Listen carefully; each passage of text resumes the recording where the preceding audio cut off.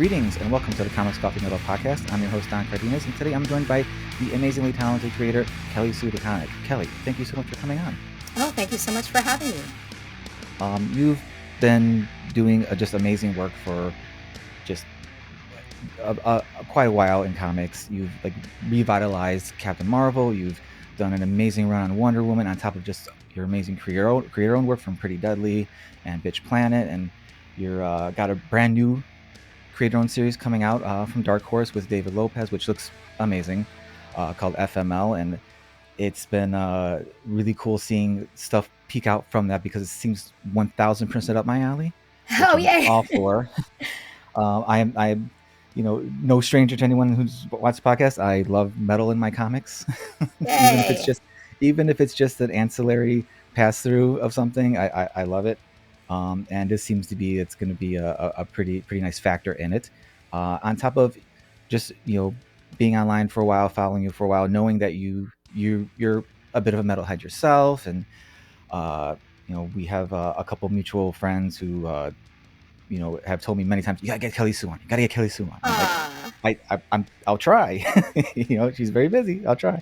And all of this is not to even mention all the amazing work you've just done for the community itself. So there's all awesome stuff I really want to delve into, but this is Comics Coffee Metal, so I gotta ask, Kelly Sue, Comics Coffee Metal, what have you been digging lately? Okay, so my coffee taste runs actually this might be true. Well, it's not true. I don't think it's true of comics, but it might be true of the other two, that my taste is pretty basic, but I'm all in, so yeah. I love coffee. It's my favorite drink. I will have it anytime. I like drip coffee. I like percolated coffee. I like an Americano, French press, whatever. My favorite ground coffee is a Whole Foods coffee that you can get in I think it's like 1.5 pound bag. It's big. It's a big bag. It might be 3 pounds. I'm not sure. Anyway, it's gigantic. It's called Pleasant Morning Buzz, and it is a Viennese coffee, or Viennese roast rather, which is slightly different than a French roast. I don't really understand the difference, to be honest with you. But I was like, what is this roast? This is the one I like. And I think because I drink my coffee black, I like it a little bitter. But I don't need it to overcome milk or sweetener. Okay. So I don't want it to be super strong and bitter. Yeah. Because I drink it, and I don't want to sip on it, which is what you do when it's like real you chug your coffee. coffee. Yeah, I chug my coffee. It goes. Yes. Yeah. And then the two pardon me. I've been talking for like 3 weeks straight, so my voice is not quite used to it. I fully understand. But a coffee accoutrement, we have a Mocha Master that we have had for 23 years, I think. Oh, wow. My husband and I bought this machine before we got married, and we did a ton of research and decided that, we had like no money at the time, and we decided we were going to splurge on this, and we did, and have not regretted it for a moment. The interiors, the mechanics of it are made of copper, which holds heat better and is a little bit easier to control, so you can get that 212 degree temperature and brew a pot in 6 minutes, which is kind of like the ideal for that kind of, if you do drip coffee, that's the ideal. And then the other thing is the Ember mug, which are not, it's not Mm. really a secret anymore. Ember used to be, I Mm. used to feel like I had this inside knowledge. Um, but my my husband is really into like different coffee makers or devices or coffee Yeah, toys and yeah. some. It is such a rabbit hole to get down Oh to that yeah, the AeroPress. I dip my toes every now and then, but I'm like, I don't have the space to like start accruing all these things, even though Yeah, which is good because if I did have the space, I probably would and be just insane. yeah. Uh so he usually gets all that stuff and I'm like, "What? It's fine. Just like I don't need a bedside alarm clock coffee maker. I can just go get a cup of coffee. It's fine." Um but so he Oh, I got know me this exactly what. Yeah, I yeah. know exactly the device you're talking Yeah, about. yeah. Oh no, we have one. We have one. Um and so he got me the Ember mug and I was like, "Oh god, we don't it's just like, come on, just." And Yeah. no, I was wrong. I was wrong. Matthew, I was wrong. I love this thing. It is my favorite. And the thing about it is it keeps your coffee in the mug warm, Yeah. but it doesn't burn it the way a Yeah. hot plate does. Yes. I don't quite understand. I think because it's connects to your phone and it's a smart device, I believe that it has um, dynamic heat adjustments. So I think it turns down as you drink Mm. the coffee down, and there's less in Oh, there okay. because it's Or that constantly probably measures checking the the weight or something temperature. somehow.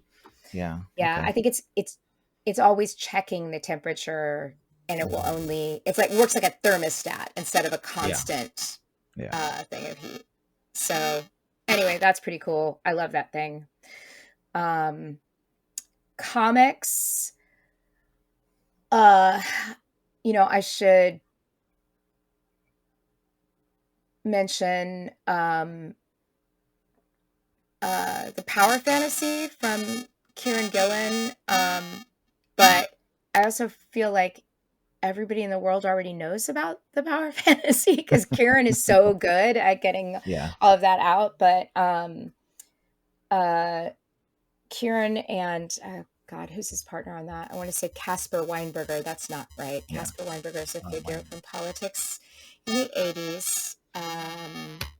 Casper Weingarten? Casper something. Casper is the artist I think it's on Weingart. I think it's Weingarten. Guard. Weingarten. Garden, Garten. yes. Yeah. I don't know him personally, so I don't feel like a monster for not getting that right. Um, I think at this point, if I were to get Kieran's name wrong, that would be fully monstrous. But anyway, um, it's terrific. And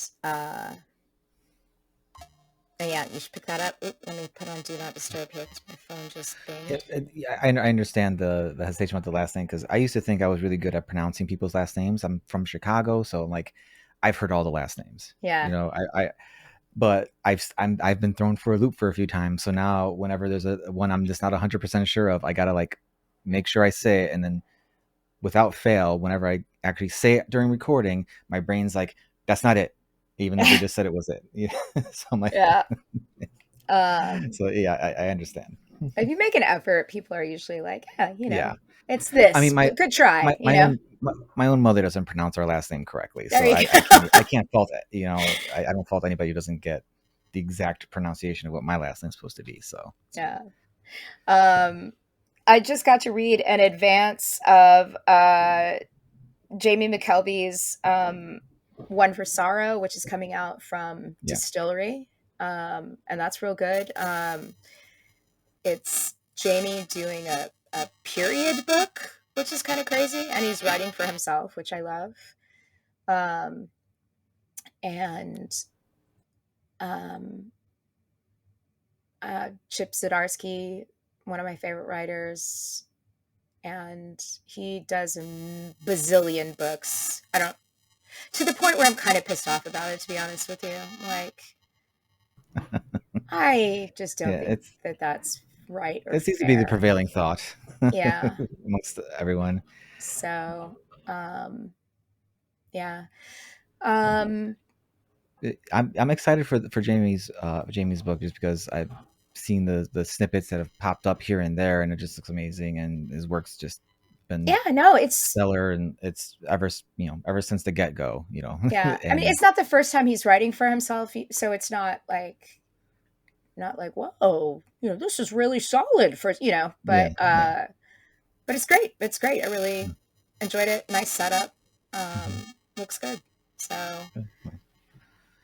yeah. what else have I haven't, I mean, no, everybody makes this excuse, but, um, I haven't been able to keep up on really anything lately.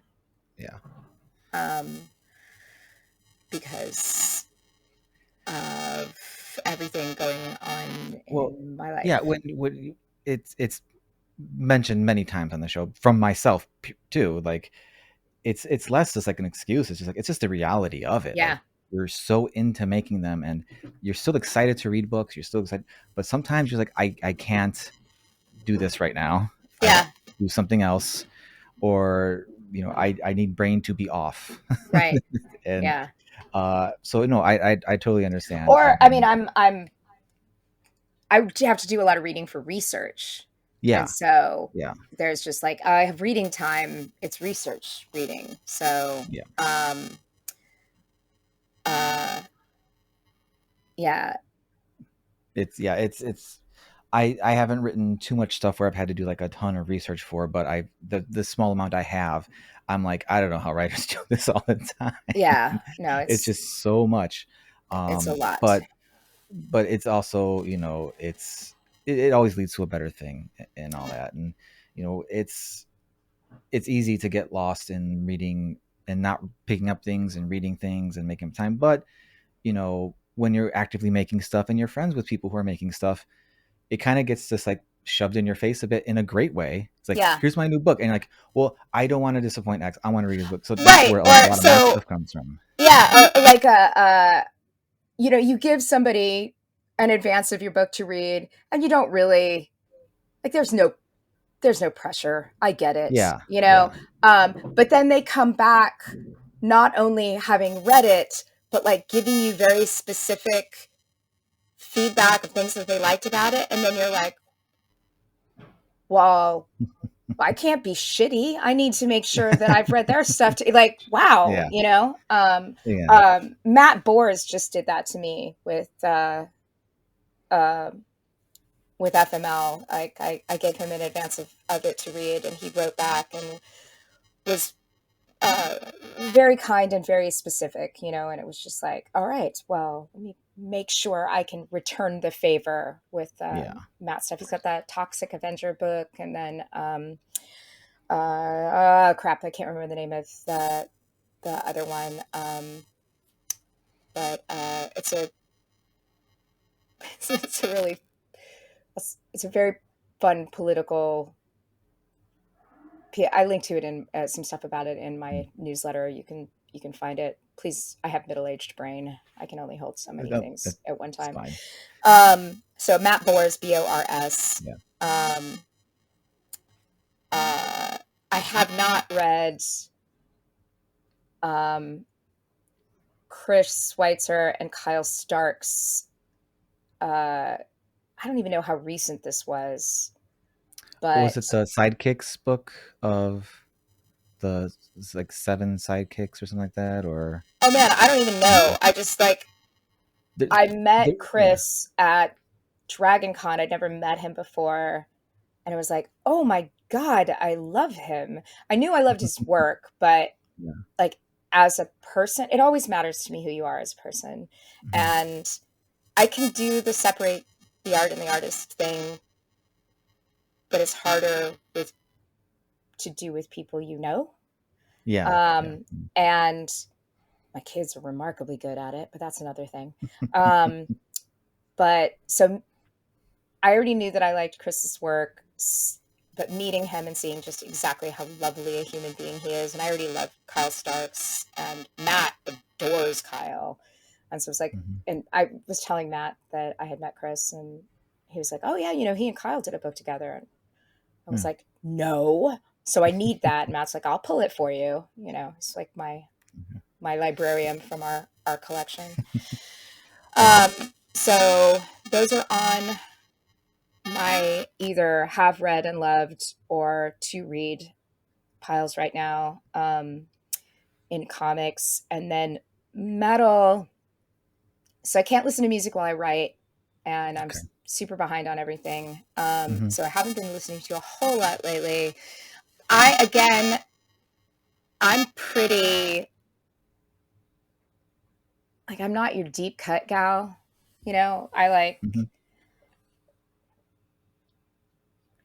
Sabbath and AC/DC. Some of these will be rock and not metal, but um, Maiden, Clutch, like, yeah, everybody's favorites. Like, Yeah. oh well, Yeah. yeah, that's right up my alley.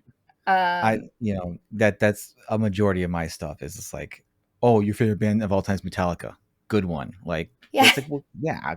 I mean, yeah, uh, but I do try to like get deeper in, but like without fail. Like I just talk to some people and it's like, oh, who's what bands you listening to? And there's like 10 bands I've never even heard of. They got like yeah, 6 albums, and apparently they got like an extremely rabid fan base. I'm like, I have never heard of these people before in my life. Okay, cool. I'm like and even though like they weren't super mainstream, like I was the guy when Gojira was at the Olympics. I'm like, I knew them. yes, Yes, yes, great. yes.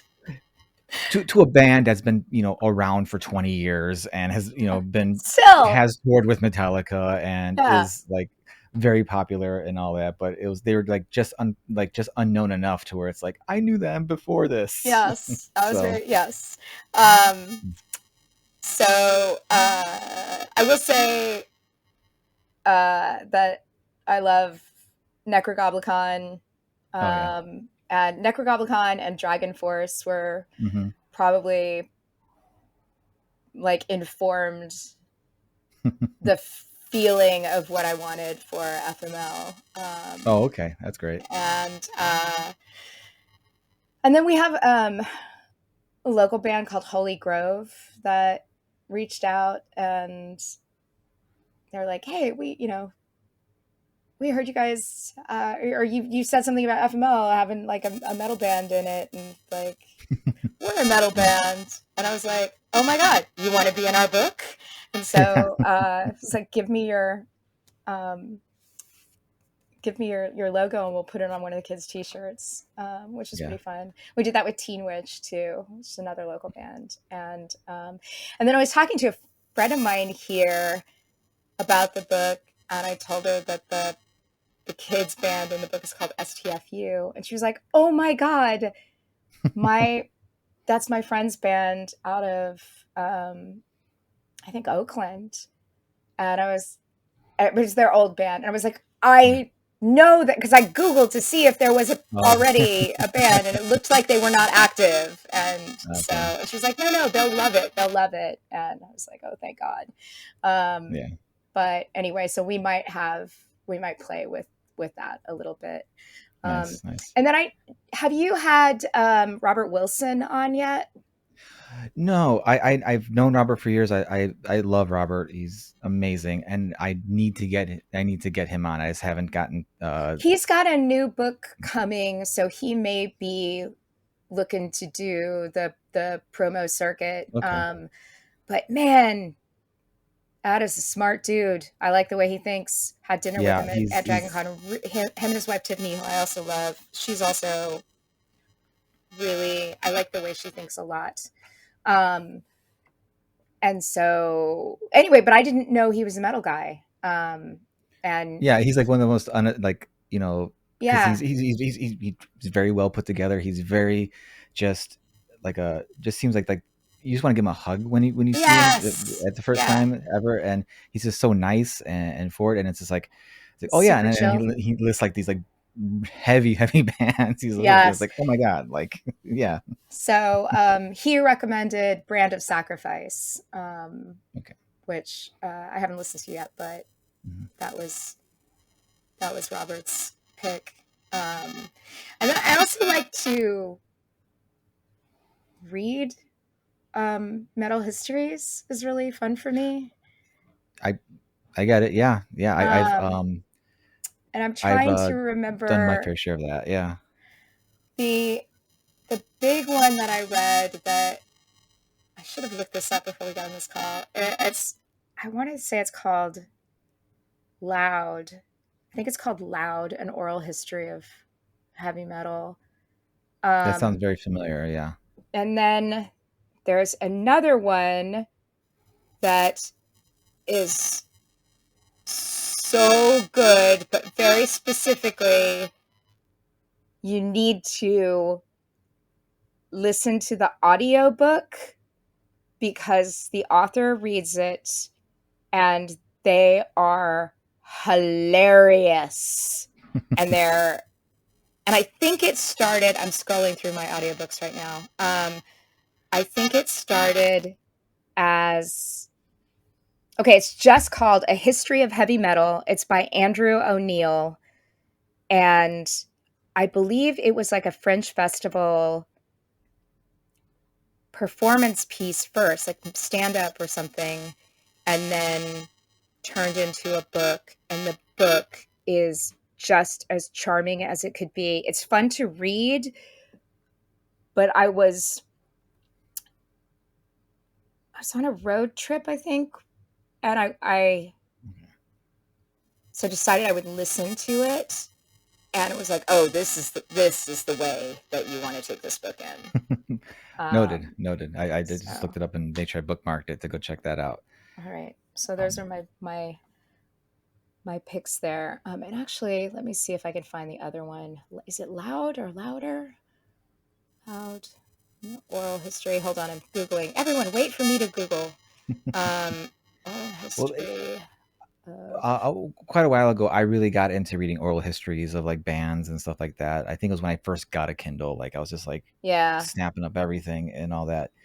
And there's quite a few that were really good. But like again, it's like you know a, yeah, someone else talking about Metallica or like something like that. Like just some, but they were like I'm recently minted 42, so like in the 90s, like when I was a teenager, got into Metallica, and then like if you were into Metallica in the mid to late 90s, you had access to like so many things about them, yeah. you know, at that time, which is now it's like kind of common for bands, but like Right, back then, it's like you didn't have bands who had like a 3 hour documentary about them right, recording right, their right. album and touring and all these things. So Though that yeah, documentary is hysterical.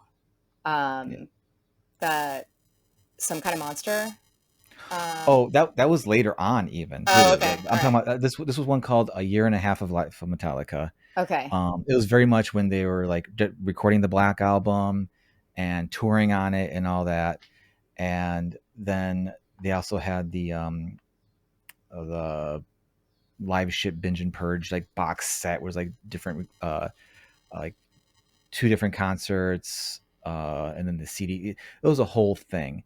And then on top of it, they would have their fan cans, they call them, whatever. So yeah. you had like these little behind the scenes videos and stuff.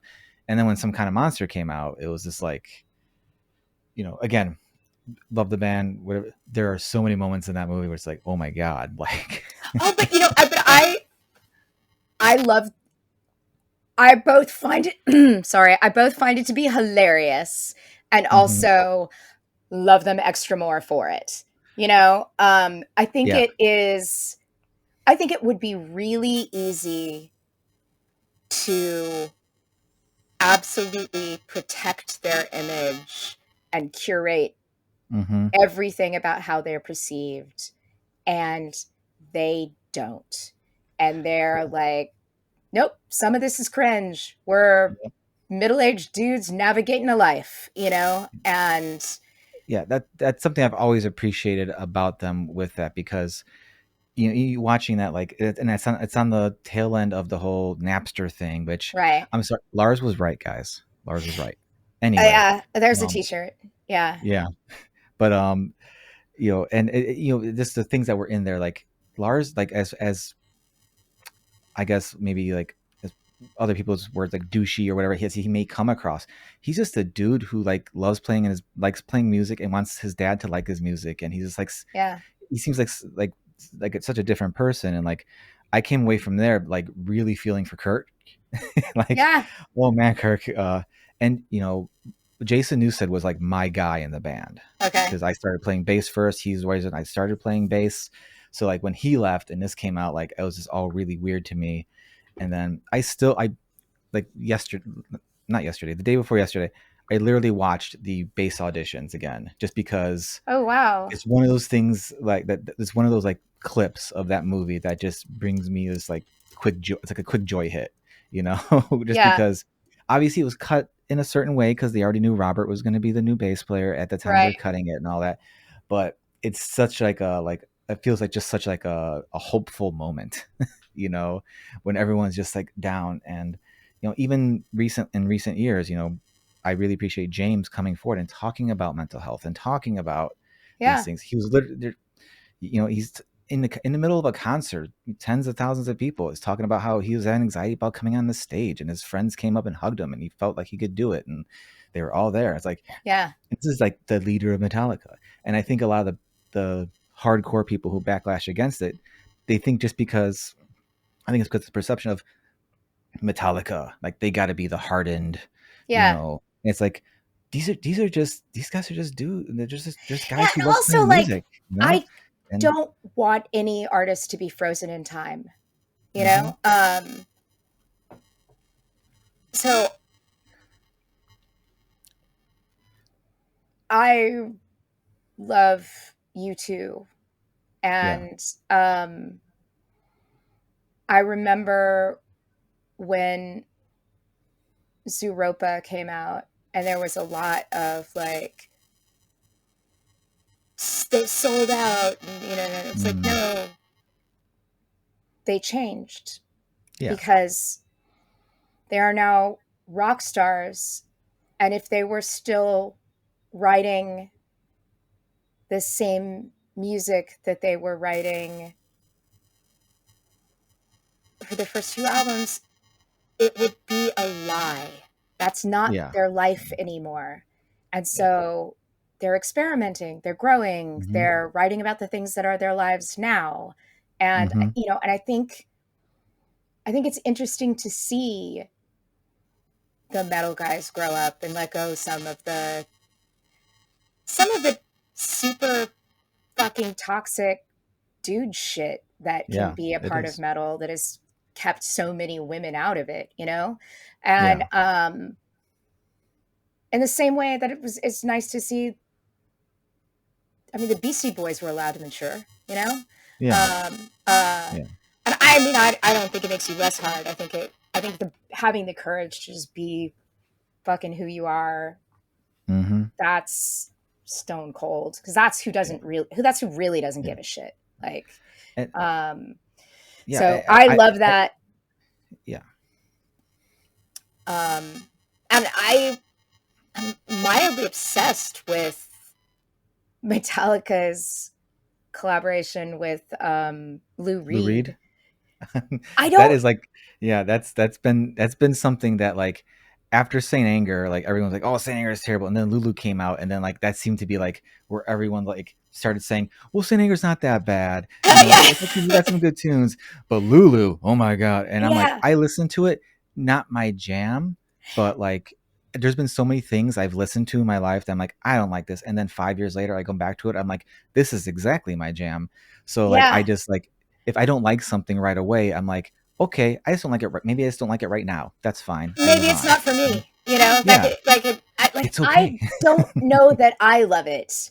Yeah, I mean, okay, I know that I don't love it. But I love that they did it. I love yeah, that they were like, yeah, fuck, let's try it. What happens? You know? yeah. It, Um, yeah, that has been like that's been their mo from the get go. Like yeah, they just like they just do what they want to do.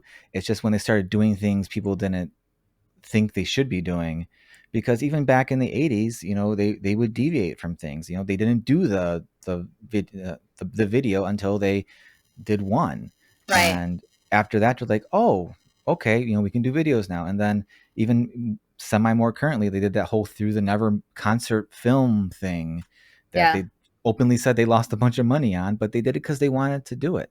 Yeah. They've changed their style or leaned into different styles because they wanted to do it.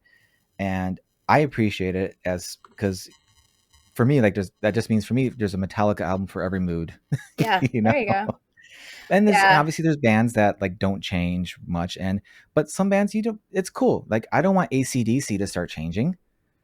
No, give me that slab of riffs you Yeah, guys I got. mean, like, That's but what I has want. AC/DC done anything new? And I mean, I I thought they fucking had love the something. ACD. I have multiple AC/DC posters behind me. I fucking love AC/DC, but I don't think of them as like, ooh, what's AC/DC's latest? I'm like, no, Yeah, Back in yeah, Black. Fuck you. There you go. That's it. Done. You know. yes. Um, Um, no, yeah, it's all about like just people's expectations of what people should be doing yeah. creatively, and that's always going to have some sort of sect of people being like it used to be better no matter Right. what, Right. be it music, Stay in your movies, lane in its comics, own whatever. way. Yeah, Yeah. Stay yeah, in your lane. exactly. Yeah. And Have you read Denim and Leather? no, I have not. Um, I haven't either, so brilliant of me to bring it up. But uh, Ben Saunders, who would be another interesting guy for you to talk to, honestly, although he would, I don't know that Ben does coffee. I think Ben's a tea guy. Ben is Welsh. Hmm. He is not a comics creator, but he is a comic studies professor at the University of Oregon. He's brilliant and delightful, and he does a lot of museum curation as well. Oh, wow, okay, cool. So, like the Mopop shows that toured with all of the comic Hmm. stuff, that Ben did that. Ben did the Kirby show in LA. Like he's really, really a wonderful person to talk to, just a wealth of knowledge about the history of our medium. Also a metal guy, also just like a music guy in general. Yeah, But he like came screaming to me with Denim and yeah. Leather and was like, "Have you read this? Have you read this?" And I was like, "No, no, I haven't gotten to it yet." So, It um, definitely sounds up my alley. I mean, I've had all sorts. I've had YouTube musicians on here. I've yeah, had all kinds of people on here, and I'm more than welcome. You don't have to hit all the criteria, yeah. just one of them at least is There you fine. go. There you go. you know, Well, he has some of the deepest knowledge of comics and comics history of anybody I know. So nice. he's Yeah. just an incredible person to talk to in that regard, and he's just charming, and I like him. He's a friend. So the oral history that I was looking for that I was like loud. It's called Louder Than Hell: The Definitive Oral History of Metal. Oh, It's okay. Yeah. by John Wiederhorn. Hmm. Um, so we can. I'm giving everybody reading lists. Um, No, that's definitely on my list to read. that one's a I have big that already on one, my list to read. Yeah. but it's uh, okay. If I'm searching denim and leather, and I'm getting actual uh, like clothing. I don't want that. Okay, so this is denim and leather is the rise and fall of the new wave of British heavy metal. Yeah. And it Cool. is by Michael Hahn, Hann. It's actually like literally sitting next to my bed, but I just Hmm. haven't gotten to it yet. So Awesome. womp womp. Well, Um, I have two kids, and they're both just now this year going in full time school. mm. So, as a parent, Oh how life yeah, changing that is. yes, Um, yes, so now, on top of being able to accommodate other people's schedules and have podcasts done during the day instead of the dark of night, um, I also have more time during my day to get my comic stuff done, so I can, I don't know, read for fun. yeah, or yeah. There you so yeah, go. I've been going back and like just trying to like at this point build up like, okay, here's what I'm going to tackle, here's what I'm going to read. Yeah, And definitely Louder Than Hell was on that list because I remember when some of the metal sites and stuff I follow were talking about it and had it up Yeah. or whatever. Like It's I got to good. Although I did have to stop because it goes through and like breaks things down into all the various subgenres. And I was like, wait, what is this? And I would have to like then go find some things to listen to Yeah. know what we were talking about. But it's good. I enjoyed it. It's a little bit more of a reading slog than, sometimes love you. Thank you. Sorry. Denise, speaking of coffee, that was Denise just brought me a cup of coffee. Thank you, Denise. Um, uh, it's if you haven't been in the practice of reading for pleasure in a while, don't start with that one. Honestly, start with the one that I was telling you about with the guy's hilarious. No, Andrew O'Neill, A History of Heavy Metal. I can't speak to Denim and Leather yet because I haven't really read it, except to say that that Ben loves it, and I take Ben's word on just about anything. But he's also an academic who consumes a lot of books. So, well, I have ADHD, so like going on tangent runs to after something, like I'm used to that. So yeah. There's a really great podcast called Thrash It Out. Okay. Hosted by Anthony Johnson and Oh, Brian hey! Latendry. No way, really? Yeah. I didn't know that. I love Anthony. They've been doing it for several years. Okay. I absolutely adore it because Anthony used to do a really awesome podcast called Unjustly Maligned. Yes. Where people would come on and defend things. Yeah. And he had Brian Latendry come on and defend Megadeth's Risk album. And I had and I was a fan of that and all that. And I messaged Anthony and I'm like, if you need someone to come on and talk about and defend Saint Anger or Creed, I'm there. Like, okay. And he's like Saint Anger. Stay tuned. And like literally like the next week they launched their podcast where they talk about an album, and one it was Saint Anger. Yeah. But yeah, they take turns picking an album, and it's really interesting because they meet in plenty of in the middle of places, but they have very different overall tastes. Yeah. Because Brian, he'll bring in some of the 80s stuff. He brought in like Def Leppard's first album and stuff like, and Twisted Sister's first album. And, Anthony brings in, I feel terrible forgetting the name of it's his favorite band. He keeps bringing them up and I don't know. It's more gothic kind of stuff and stuff like that. Okay. Yeah.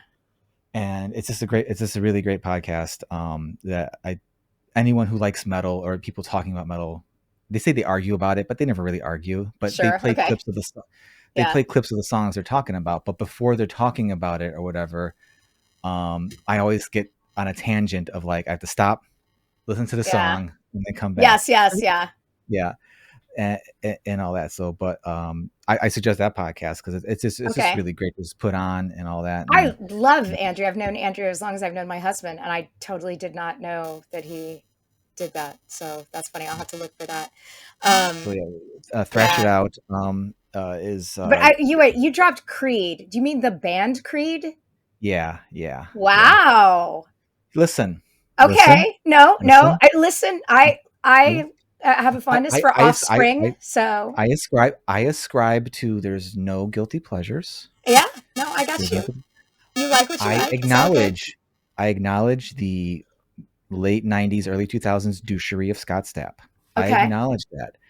But if you take the songs as they are, okay, and just listen to them as they are, and everyone's like, "Oh, they're Christian." I'm like, I mean, it's part of his life, but it's not like, it's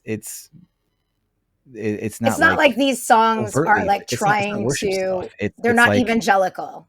Yeah, it's and a lot of his lyrics and a lot of his stuff is about a guy who's like, I keep fucking up and I'm keep trying and I'm whatever. And then you can't deny the fact that Mark Tremonti is a fantastic songwriter because between Creed, Alter Bridge, and his own solo stuff, which between those bands gets progressively heavier. He knows how to write a song, man. And so when they reunited, about 10 years ago or so, and put out an album, and like I was like, oh wow, this is really good. And but Scott Stapp's also one of those guys who, like, he gets it. Like, he, like, if you listen to anything he's in his interviews, like, he's like, I was a dick. I Yeah. know I was going through stuff, and he's come out about being bipolar and talking about his stuff. And like, there's a funny story about his kids, like his son making fun of him with like a meme about Arms Wide Open, and he's like, Yeah. I wrote that song for you. You know that, right? And so, like, I will defend. I like, listen. Look, I'm not hey, defending listen, behavior of a it's, person, but like the music as a whole, like it, they got bangers, man. Like, I'm just saying. yeah. Give It's them a chance. I like uh I first of all, that is like the second time in 24 hours that this band has come up in conversations, which is fucking hilarious to me. Um, I watched the Ronald Reagan biopic Oh uh, boy, trailer, yeah. and Stapp apparently plays Frank Sinatra in it, and Oh god, I forgot about that. yeah, Jeez. and it, like I was just I couldn't I thought this is satire. This is satire. This is satire, right? And my husband was like, "No, no, it is not. It is very serious, and it is made by all of the Republicans in Hollywood." And I was like, "Okay, well, Yeah. all right. Looks Um, looks like satire to me, yeah. but Yeah. um, Yeah. That movie has retroactively ruined Dragonheart for me. So it's just kind of yeah. Sorry, but buddy. it's yeah, that I totally forgot he was doing that. Oh god. Yeah, But it's yeah, it's okay. whatever. So like let me not I'm absolutely not picking on you. I No, that's fine. love Kiss. I love Kiss. Yes. I'll fucking Yes. fight you. And We well, yeah. I don't think No, I like the music. I will defend the music. I don't think it's great music. I don't think that's what they were trying to do. no, I they're trying to think entertain people. it's a great fucking show, though. I think Hmm. it is one of the best fucking shows you'll ever see. And I am also fascinated by them. Absolutely, obsessively fascinated by them. It's very And interesting, yes. I've read, uh, like, I really, really like Paul Stanley as a. Hmm. I mean, I've never met him. I can't. The way I imagine him to be from what I have read, both by him and about him, I really like him a Yeah. lot. And the fact that he has a complex kind of love for Gene Simmons, who to the rest of us is just like, well, you're a dick, you Yeah. know? Like, I I kind of love that. I love that they willed themselves into being the biggest thing in the universe for a couple of years there. hmm And I love that that they Paul at least has supported so many other bands and musicians without taking credit for it. hmm Um, Gene has done his share of that. He'll put a little more of his ego in it, but Yeah. still. Oh, that's another great book. Oh god damn it! I have to look up the names of these books because I Well, can't remember as you them. look it up, like, I knew you were a Kiss fan. Yeah. Our mutual pal Patrick Brower from Challengers Comics in Chicago. Yes. Um, he's one of the ones, again, was like, you got to talk to Kelly Sue, get her on, like. And I am not a Kiss hater. Yeah. I am not a Kiss fan, Sure. but a couple of things, like, you mentioned the Paul Stanley thing, and I'm like, yeah, because like growing up, you see Paul Stanley, and like, you're like, oh, this, get a little of this guy, and I'm then you read stuff about him and yeah, hear him talking all that, like, oh wow, this is like a nice, thoughtful guy. He's got his heart on his sleeve. He's like yes. very earnest. It's like, He's and a then like, theater nerd. yes, exactly. He's just a big nerd. It's Yep. like, oh, he's one of us. Yeah. Cool. And then, Gene, who's, I would say, is one of us, but like hates the fact he is. Well, I mean, I think Well, he's just got, so he's a Jewish kid, an immigrant who yeah, came from Holocaust survivors, right? yeah, And I think you cannot talk about him outside of, you can't remove that context. You hmm, can't remove the fact that he chose for his character the demon, and that the two S's in Kiss look like the SS. Like yeah, there's some kind of like trying to take power from the hmm, oppressor there. You know, yeah, like there's some psychology there that is yeah. Yeah, crazy there's fascinating. definitely that underlying thing of like, no, I am going to be greater than that. Yeah. I am And greater than trauma, this, and you just know, deep, it's deep trauma. it's Um, it's. But a few years ago, I got a random text from Patrick, and he's like, "Hey Don, what's your favorite Kiss song?" And I'm like, and I had done some cover songs before, and I had Patrick on a few of them, and so I kind of knew where this was headed when he yeah. asked me that, but I didn't know. And I'm like, I don't know if I have a favorite Kiss song. So I just kind of like scrolled through. And I'm like, you know what? God of Thunder always had a good riff. I like that Yes. one. Yeah. So then I said God of Thunder. And he's like, great. You're in a band with me and Liana Kangas, and we're gonna cover God of Thunder. I'm like, what? What are we doing now? Oh, that's terrific. So we Um, ended up covering it. Unfortunately, Liana couldn't get the timing right, not with the drums, but with like being yeah. able to sit down and record the part and all that. But her partner played bass on it, and we put that out and all that. But that was a lot of fun to do. Oh, So that's like, terrific. I say I'm not a Kiss fan, but like, Yeah. I'm a fan of that song just because it was so much fun to do and play and Yeah. have Patrick on and all that. But no, I get it. I get it. Yeah. And I have those, like, again, maybe from my era, but like Godsmack's one of those bands for me where it's Sure. like, Okay. Yeah. not that they put on an amazing show. Actually, the one time I saw them in concert, I was like, is it done yet? Because like there's like a 20-minute harmonica solo, and I'm like, Sully, no, that ain't it, hun. Like, where's the drums? Like, like what happened to like the big old tribal drum solo I've been seeing on these things? Like, where's this harmonica come from? But like, they're like the type of band where like, I just want like a big fat slab of detuned beef Yeah. yelling at me. Like, that's what I want. But they have grown and changed and are more something else now and not so much that. So but I don't go around saying they're the worst band ever. It's just like, but that's that kind of band. Like, I don't know what they're doing now, but those first three albums, like, Yeah. yeah, that's my, like, uh, I'm gonna go to McDonald's to get a burger. Yeah. That's what Yeah. that is. It's like the harmonica solo thing, like the that moment in Some Kind of Monster with the like solos aren't lame. Not having solos is lame. Like, oh my god, Yeah, I love you guys so much, you big babies.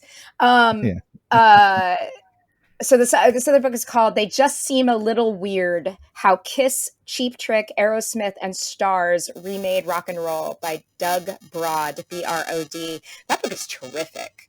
mm, I tore through that one. So yeah, that book is a really, like, if you're like, what is there to appreciate about Kiss or Aerosmith? Oh, I had some music snob friends of mine on a, a little list, and we were talking about, we all kind of came together around Soul Coughing, um, and Soul Coughing is reunited and they're ah, touring, and it's very exciting. And so I said something because I was I was I had Aerosmith and Mhm. Heart tickets, Yeah. but coming up, and they were making fun of me, and I was like, "Oh, we'll fucking throw down."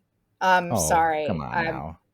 I'm I mean, you don't. unfortunately, I believe Steven Tyler had to Yes, retire, both which is a shows got yeah, canceled, and and you can't, like, I yeah, can't remember why Heart got canceled, but I was supposed to be seeing Heart and Cheap yeah, Trick, and and I don't know who was opening for Aerosmith, but both shows got canceled. yeah. And how Which can you disparage sucks. Heart? Like Oh, I'm not they gonna didn't say disparage Heart, but okay, they okay. fully disparaged Aerosmith, and then we had to have a little talk about it. Mhm. Um, You and mentioned soul coughing, and that just brought to mind like a band from like kind of that era that I just like gone back into. I'm like, wow, they've had a ton of amazing things. Is it Collective Soul? yeah, yes. Was it You what? know, Yes. Did and I'm they? No, no, no. That's Big Country. Never mind. I was like, okay. because Big Country was the one that had the song Big Country Yes, yes, on the album Big Country Big by the Country. band Yes, Big Country, which was yes, yes, yes. very Yeah, very funny, but yeah. So like, solid just branding, buddy. yes, like Yes, if you're gonna go for it, go for it. Do it. yes, yes. But I'm Uh, excited. Like I kind of rediscovered Collective Soul because they're the type of band that like they will most likely play. Uh, I'm not sure how familiar you are with the area, but like in just north of Chicago, there's a concert venue called Ravinia. okay. It's mainly for like orchestral stuff, but bands play there now, and they're totally that type of band that would play that venue where you can just like it's just like it's like all like older people chill, sit on a Yeah, lawn, watch a band, and I'm sure. at that point in my life where I'm like, that's great because we got tickets to see Korn, Gojira, and Spirit Box later this month, Oh my God. and Okay. it's the first concert we're going to since we've had kids, Oh wow, and it's it buddy. it's one we made sure we made sure we had Yeah, seats first and foremost, but I'm super excited. uh I'm semi dragging my wife because she likes some stuff from all of them, but like yeah, I'm the guy who's like, I gotta see Gojira on Spirit Box and we can leave if Corn starts. I don't care, it's fine. yeah, But so I'm thinking about that disparity in my head. Like I'm gonna go see like these very heavy bands, and then like, but I also kind of want to see, light grunge band sitting on a sure. lawn in the middle of a Sunday or something. Yeah, Both sound like really great times for me. Both.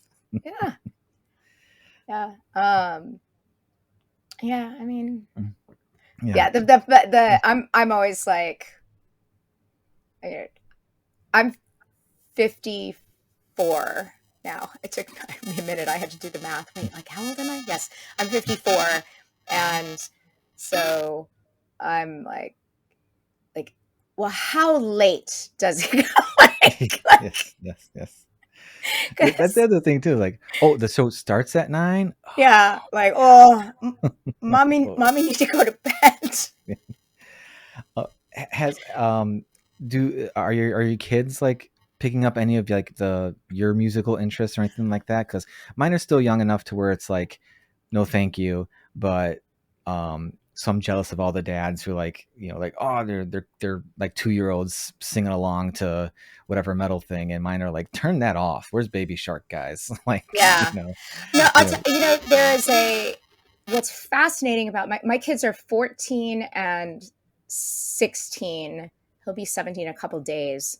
And they're both very into music, but because we don't have either albums or radios anymore, really. I mean, I know Mhm. both of these things exist, but like not really. Yeah. Um, it is they are not defined by genres in any way, Hmm. which is confusing to their mother. Um, but they like things all over the board, and they just they make playlists, but like the music on the playlists it's just like all songs I like, and Yeah. so it can be a song from a video game, Mm-hmm. Henry likes Clutch and Maiden, but he also likes some electronic music that is not Mm-hmm. super my jam, but he really likes it Yeah. particularly because of video games, because of Fallout. He Okay. really loves a lot of music of the 40s and 50s, Oh wow. which Okay. is fascinating because of some, Yeah. I think it's there's some Fallout thing that had a lot Yeah. of old music. So that's been like, huh. Tallulah DJs a lot of the school dances, so Oh. she has the music that she likes, but then she's also always listening for dance music, like what's Mm-hmm. not necessarily stuff that she doesn't know. She's 14, she doesn't know from the club, but Mm-hmm. like at the school dance, what are the kids going to recognize and get up and dance to? Yeah. And so she's always listening for that, and she has a like school dance list, and she's the way DJs are, she's pretty maniacal about her methodology. And you're like, okay, Yeah. you know. That's cool. But she also, let's see, are we Facebook friends? I don't know. I I recently started my Facebook account, but it was mainly just to like post the show and all that because Yeah. I like the whole like Oh posting no, Facebook is families. terrible. All of social Yeah, media is I terrible. just I'm asking you for a very specific reason. If you're not, yeah. it's I think I fine. might have. I think I might have added. Okay. We might be on there. Oh yeah, because My she playing a gig or something like that, right? Yeah, She was in a so band. Yeah. she sings, and I know I'm biased, but I'm also harder on my kids than I am on anybody else's kids because I expect more from them, and which is also not fair. But hi, um, but she she can sing for a 14-year-old. She can sing. Have there been stronger 14-year-old singers? Yes, that were recording artists, Yeah. but for, for somebody who has had a few vocal lessons and done choir at school where she'll get one or two solos a year that are very short, Hmm. um like, boy, she's good. um and she did a 90s School of Rock camp, and she sang a Nirvana song, a Cranberries song, and a Portishead song, and she did great on all of them. But her the Portishead cover killed me, and I was just so impressed and so excited, and Awesome. so like, I don't have that skill set, and I would be intolerable if I did. Like, if I could sing like that, I would have no friends because I would just be singing all of the time. I would be completely obnoxious, and I Yeah, it's definitely one of those things. I'm my kids are at the age where I'm like trying to they're starting to find what they like, what they do, and I'm not trying to impose things on them. I don't try to impose yeah, comics on them. I'm trying to impose music on them. Like that's not to say if my son or daughter came up to me and is like, Dad, I want to learn how to play guitar, I wouldn't have one on order before the end of that sentence yeah. for them. But it's also like, I want you to, you know, Well, there's like do seven behind you, so there, there's 21 total. okay. But they're one, they're daddy's guitars, and two, um, like any excuse to buy a new guitar is, I'm gonna take it. Uh, Yeah, but what you said, I think it kind of touches on something I see a lot, and that's a lot of younger people just having no barriers to what the music they're listening to is, yeah, and then the music they create ends up just being these things where it's like this, you can kind of see where this is from and this is from, but like it's just, I think it's what, people, a lot of older musicians are like, oh, music's no good these days. Like, no, people are trying things. They're trying new things. They're Yeah, yeah. experimenting and they're doing And things and like, it's not for us necessarily. Like yeah, our like, brains have imprinted on, yes, there's like the music of your 20s and 30s is kind of the music of the rest of your life, yeah, and yeah, you may be someone who stays up on current stuff, and you may be somebody who can find new things to love, and great, that's terrific. yeah, But everybody gets that default setting that is just like mm-hmm, this. No, this is where you were programmed when your brain was in the best place to be accepting of this, right? That's where you yeah, found your home. That's where you howled at the moon, and this is your shit, and it just is what it is. I am i don't like everything that is auto-tuned and mm-hmm, mixed and sampled out of where it starts to sound like robot music to me, but yeah, not like we're purposefully doing robot music, but yeah, it's supposed to sound like she could hit that note, you know? yeah, yeah, Um, yeah. that It's, that legitimately bugs me, mm-hmm, but if that is what makes somebody else want to yeah, dance or scream or run or jump or yeah, whatever, like, I mean, there is some part of me that is the middle-aged gatekeeper that's like, in my day yeah, singers could sing, yeah. but It's definitely, yeah, I definitely chalk it to the experimenting thing, and then yeah, there's also the double-edged sword of like so many high quality music creation tools are available to everybody now that the it's almost like people, it's almost the over reliance on things right, becomes a problem where you don't actually try to learn how to do the thing because you think this thing's going to bridge that gap for you when only practice and effort will. And I can see it in younger artists and bands where like, oh no, they learned how, they learned and they're embracing this stuff, and but they're also like growing and learning and doing new things, especially in metal, because metal is like, there's so many weird new influences in metal now. yeah, And like even like as I guess it's almost 10 years, but like even since like 2016 when Mick Gordon dropped the Doom soundtrack from that reboot of the game, that changed metal.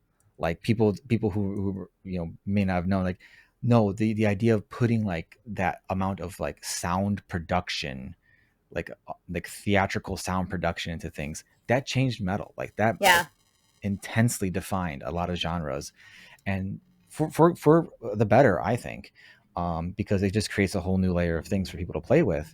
But you know again, it is a double, and I'm speaking as someone who's incredibly grateful for how easy things are now, because yeah, even though I have all these things, like all my stuff's on my computer. Like I right, plug my thing in and I can make whatever I want, yeah, you know and you know it's great. It's just, I think there's, not that there needs to be gatekeeping. I think there's just there's that check of like, there's not that barrier of like trying to be good enough to like warrant, um not warrant, but like just failing. People aren't right, failing fast, aren't failing enough, I think, with yeah, that kind of stuff. And not that I want people to fail, but like that's part of growing. That's part of like people, you're not getting the rejection of like, no, this isn't up, you need to do that, like this doesn't sound good, blah blah blah. And it's tough because you don't want to discourage anybody, and I don't want to sound like, Rick Beato or anything, saying, oh, everything new is terrible, everyone uses the same chord structures. Like, no one cares about chord structures anymore. They yeah, care about like how it sounds. right, And you mentioned that your son's like some of these older songs. And I think for me, like growing up, like older stuff, the barrier was like the audio quality. Like I'm Yeah. like, oh, this sounds old. Right. But to kids these days, it doesn't sound old because so much new music has that lo-fi aspect to it Right. and so many things. They're used to hearing like that weird record scratchy stuff, or just maybe something's not like mixed perfectly because Yeah. it's someone in their basement or their office or their garage doing it, but it Yeah. doesn't matter, you know. My And that's husband, that's a beautiful thing too. do you know the band Sun O? Yes, yes. Uh, so my husband loves them, and our friend Turner, uh, he used to work for us. He was a in-house editor for us for a while, and he's just a delightful human being. But so the two of them both love Sun O, and they went to go see them live, and like, wore cloaks and stuff. It was delightful. But the Matt was listening to Sun O record on, Matt. So he's a vinyl guy because of course he is, Hmm. and I I think I was downstairs doing laundry, and I came up because I literally thought an appliance was dying, and I came into the music room, and I was like, and I saw it. I saw there was a record on the record player, and like it took me a minute to figure out. Oh no, the sound is coming from that record. And I looked at him and I was like, is that music? And this is his like favorite, like his two favorite stories about me are completely not understanding Sun O at all, and then also obeying traffic lights in Grand Theft Auto. But I was just like, okay, this is not for me, but I love how much you love it. I'm fascinated, but whatever. Yeah, Sun O is definitely. I can imagine. Like I've never gotten super into them, but Yeah. the idea of like, okay, it's blasting super loud on vinyl. Like I feel like no, that's probably the way it has to be absorbed in. Yeah. Like that seems appropriate for that band. Because I like a lot of that big space, that kind of stuff. But again, like with all metal, there's so many variations of that I think just connect with me a bit more. There's the bands like because I guess some they'd probably be in that. I guess I hate the term stoner metal because it's not really, but Like it's just kind of drone metal, maybe. yeah. Some Yeah. that sounds better. I tend to gravitate even in that kind of genre. I tend to gravitate stuff that at least has a bit more groove to Yeah. it, at least even if it is super slow or low or and all that. Yeah. Doom metal, drone, black metal, dark ambient, or noise rock, which is Yeah, like, black metal is one of those terms where like I can't, I don't know anyone who's given me the same answer. Like oh, what no, defines a no. black metal band other than it sounds like shit, but it's great. Um, if it doesn't sound like a guy who recorded this on a 4-track in his cabin, Yeah. isolated in the middle of winter, then it's not good. Yeah. But there's definitely and it's also like why I love comics and metal so much, is because there's such a correlation between like uh you can do so many different things and incorporate so many different things into each thing, and it's still uniquely that thing. I can't, you can put in all the pop influences you want into a metal song, it's still going to be a metal song. Yeah. And you can bring in all these other influences of other mediums and stuff into comics, but it's still a comic. Yeah. And it becomes bigger than whatever is being put into it, and that's what I love about these things so much. um and on that topic, before because I can just chat about music the entirety of this of your time here, but we do want to talk about FML, which looks Yeah. amazing. And the art by David Lopez looks amazing. And just so for anyone who may not be aware, what is FML? So FML is a new creator-owned book coming out November 6th. So the day after the election, because I am a marketing genius, clearly. Although final order cutoff, and if you're listening to this podcast, you probably already know what all of this stuff means, but I'm going to go ahead and explain it just in case. But because comics has this completely terrible system. Um, the way that it works is there's a catalog that comes out that's called previews. All of the comics retailers order their comics from previews. There are hundreds of comics, literally hundreds of comics that come out every week. And this idea that, like, oh, well, they're going to go up in value. No, they don't. Most comics lose their value precipitously. Most comics are going to, end up in the 25-cent bin. And they cost, somewhere between $3 and $8 these days, depending on the company and the number of pages. And they're not cheap. Yeah. And they are competing with a lot of entertainment that is perceived to be of a higher value for the money, because of the amount of time that it takes you to read a comic versus the amount of time that it takes you to consume a TV show or play a video game or whatever. So, so it's a hard sell, honestly. And comics, unlike books and magazines at a traditional bookstore, they're not returnable. So that retailer has to be very conservative in their ordering. It's not their fault. They are in an impossible position. And if for no other reason, they have to store these things that they don't sell, and storing them is really difficult and expensive. So like if they're like what they don't sell, they're going to put on eBay or whatever, you got to store it somewhere until somebody Yeah. buys it.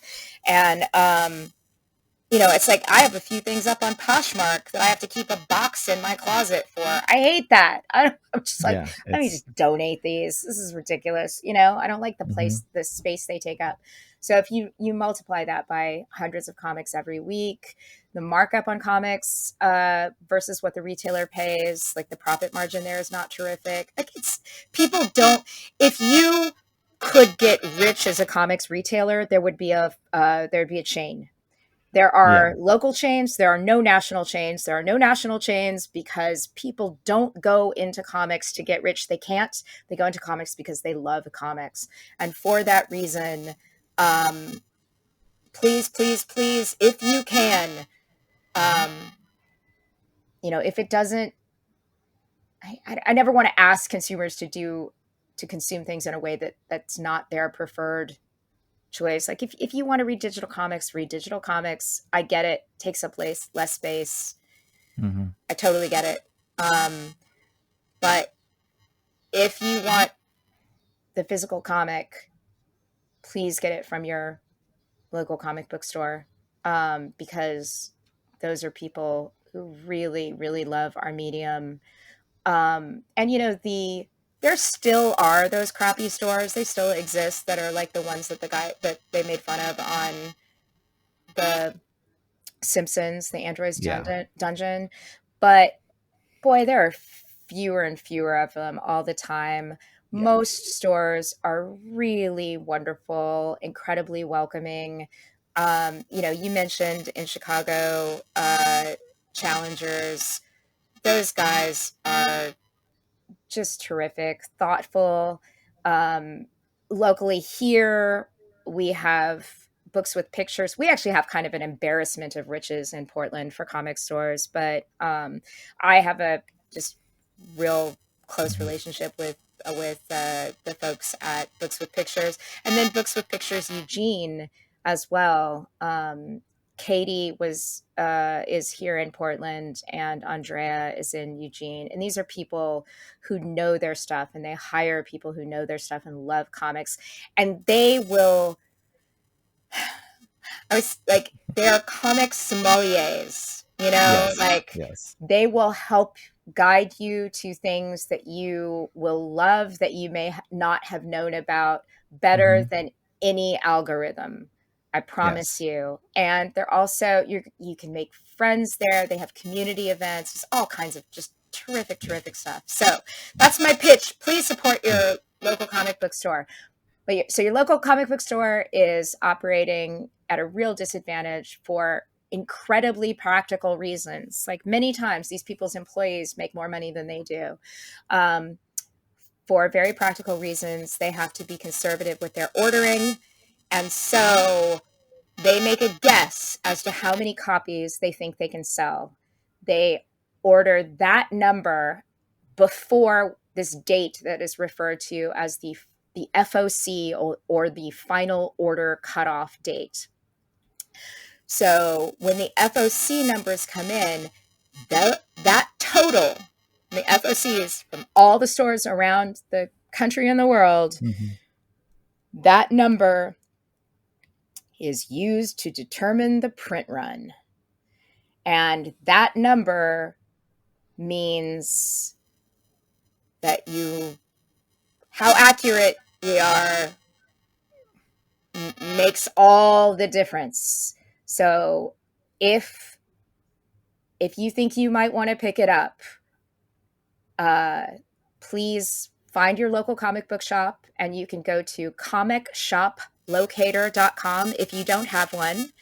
And that they will point you towards a local comic book shop, and drop in and tell them before September 30th, which is FOC for FML number 1, that you would like to pre-order a copy of FML.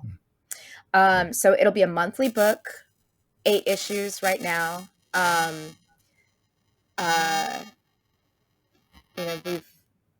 Maybe we'll do more, but we've got an 8-issue story arc that we love, and it is. Don, did we send it to you? No, I didn't. I was meant to ask is there an arc we sent I can read or anything? previews of issues 1 and 2, and I'm so sorry. No, I should have thought of fine. that. That's fine. So 1 and 2 kind of act as, it's a little bit of a problem. See my aforementioned remark about marketing genius, but if you were to make this analogous to television, which is like my day job, 1 and 2 together are the pilot. It's the book changes POV. It goes back and forth between the 16-year-old boy that's in the STFU band and his mom, who fronted a punk band in the 90s in the Pacific Northwest and had a zine. And today she's like a middle-aged strip cartoonist. And the story goes back and forth POV-wise from the two of them. Riley, who's the kid, Riley draws to kind of manage his anxiety, and draws like a kind of metal style, lots of skulls and monsters, and does it with pencil on lined paper. And then mom has more of a indie cartoonist style, kind of informed by Linda Berry and some others in the mix there. And the two comments there's the objective style, that's David's style, as you know. If you know his work, that's the objective style of the comic, is sort of his style. And then but then he has also developed the styles for Riley and for mom, and those interact and comment on the story in a almost manga-esque kind of way. Cool. There's elements of, there's a true crime plot line. There's a true crime element to it. There's some, it's very surreal. Not surrealist in the Andre Breton use of that term, but surreal and satire in it. My daughter describes it as a very funny book about some very not funny things, which I think is just a really terrific way to put it. can I hire her to I do know, elevator right? pitches? I Like know. Yeah. that's pretty that's pretty ear catching right there. Yeah. Yeah. uh, I think we should put that as a pull quote on the yeah. book. Well, yeah. The the book sounds great. The art looks amazing. I always like it when um just when artists are like get to play with like different styles, like when a character is drawing Yeah. or doing something like that. It's always interesting to see, because it's just this one of those things, like you get to think a little bit differently, you get to do other things. And you mentioned the band, getting their logo to put it in the book and all that. Yeah. And the book I do with Steve Bryant, Evie and the Helsings, like it's about a band. And like, so Yeah. like uh with the first issue, I actually, like, I put out a call to people. I'm like, who's got their old band logo? We're gonna put some posters together. Sure. Yeah. And then like making up, like making up fake band names, like that I can put in the background, like that kind of stuff. Or like how would this poster be drawn or whatever, like, even if it's just very crudely, it's like it's just those really fun things that um I love to do as an artist. And I know that David will do an amazing job on, because works amazing. But it's really, I'm really interested in seeing that. I like the idea of the switching POV thing. Yeah. I'm, you know, I think the general idea of like the first issue's got to be it. Like you got to hook them in and all that. I think, well, that's probably a generally like a good note for people, like knowing that, like, you know the idea of having the 1-2 is also really cool, because you get to have a greater scope of what the story is going to be Yeah. fully off the bat. Because it's tough to, like, whenever I hear that comment about the first issue has to have tell everybody exactly what the book's about.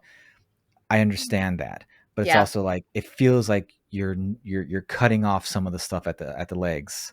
Yeah. If and but you and the rest of the team are more than talented and experienced enough to know, like, the first issue is going to be a good it's going to be a good comic.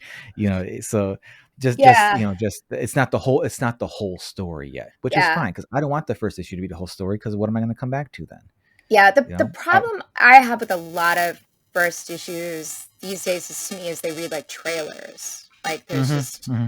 they're they're not there's not enough story there. Yeah, That that's like the first issue does have to give you, I mean, it's a sales document, right?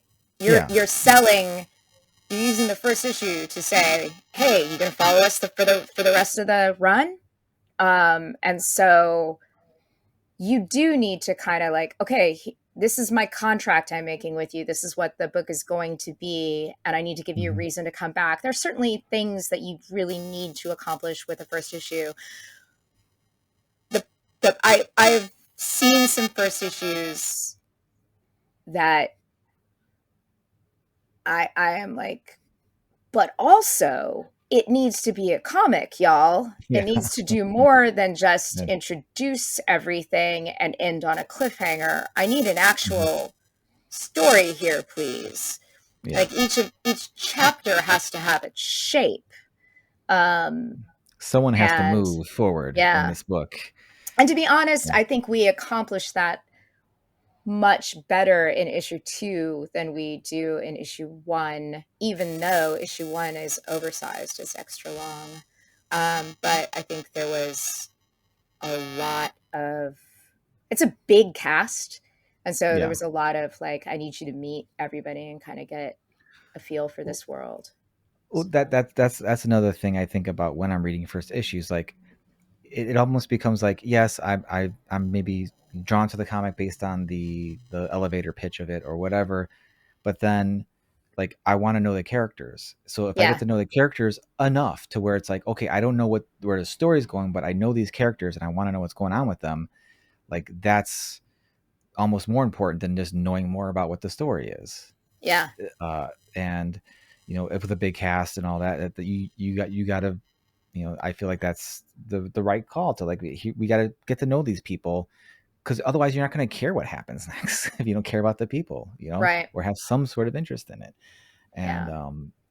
but yeah, I think the book, again, I can't wait to read it. I'm excited for it. I don't want to keep you much longer because I know we gotta move things along. You're very, very busy, and I have children to pick up All at right. school. Fair enough. So Yeah. we got the stuff going. But it's been an absolute blast chatting with you. Thank you. Uh, I can't wait to check out the book. Everyone, there's going to be links to the show note in the show notes for everything below, for the final order cutoff number, where you can find comic shop locator, Yeah. all that stuff. Because yeah, telling it sucks that we have to tell comic shops, I want this book, please order it. Oh, no, And it's the it worst. sucks Can you extra imagine if you had bad to that like, that's their position that they're in, that yeah, fits what like, they oh need. no, I would like to buy that pair of Yeah, shoes. I'm going to yeah, have to order it 3 months in advance. And it's yeah, not 3 months anymore. It's like, final order cutoff is what, September 30th for a November yeah, 6th release. That's not 3 months, but it's still, it's a garbage system. I hate it. I yeah, hate asking people to do that. Everybody has enough to do in their lives. yeah, It's the worst. But yeah. also, I'm super proud of this book. I'm super proud of the work that David has done. Um, I just did a podcast with David Harper. He just the off panel podcast, and clearly had my act together a little better and gave David some issues to read in advance. So I, again, apologize for that. No problem. But David said, the last time I was on his show, we talked about Historia, and he said FML was his favorite thing that I'd ever written, and it was his favorite issues 1 and 2 that he'd read this year. And Mhm. not, like, not everybody's going to feel that way, but man, that felt great, and it really validated for me. Like, no, I'm pushing this really hard. I'm Mhm. hitting marketing on this really hard. Part of it is because I haven't watched a creator-owned book in a long time, and I'm nervous. I don't know how. I haven't quite wrapped my brain around all the ways that the industry has changed. But part of it is Yeah, I'm just really proud of it. I want you to read it because I think you'll like it. yeah. I think it has something to say that's going to resonate for some people. So, yeah. And I think you just hit the nail on the head. Like that's where I think where 99% of creators come from. Like we're making a thing because we think, because one, we have no other choice, we have to make it, but two, we think you're gonna like it. Like Yeah. I don't think anyone outrightly goes out making things like it's not for you, Yeah. Yeah. Right. unless you Yeah. want to go down a rabbit hole of being purposefully contrarian. But anyway, it's Yeah. but though but and hearing it from your perspective, like just having someone tell you, even now after you've had so much success with so many other books, and uh hearing like someone say like these are my favorite first two issues, and it's still resonating with you as a creator, like that's great to hear, because that's just like that's the best thing to hear, is when someone's like Yeah. this thing you made is my favorite. And it's Yeah. like Yeah. it makes a lot of the effort and all that super worthwhile. So yes, please everyone go check out FML. Again, I'll have make sure links are all down there. Kelly Sue, once again, thank you so much for your time and for coming on. Oh, thank you, friend.